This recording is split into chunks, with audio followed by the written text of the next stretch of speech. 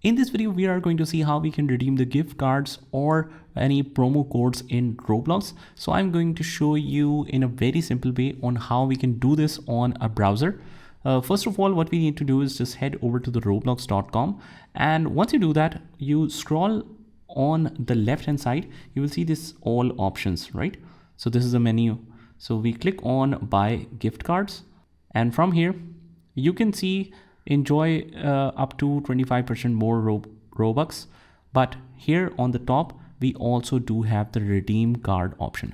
So we want to click on that.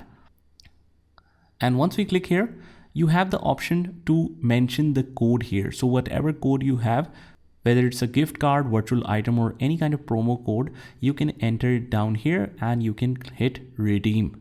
So this is how you can do it on a PC. I hope you found this video helpful, and if you did, hit the like button and subscribe to our channel, and I will see you in the next one.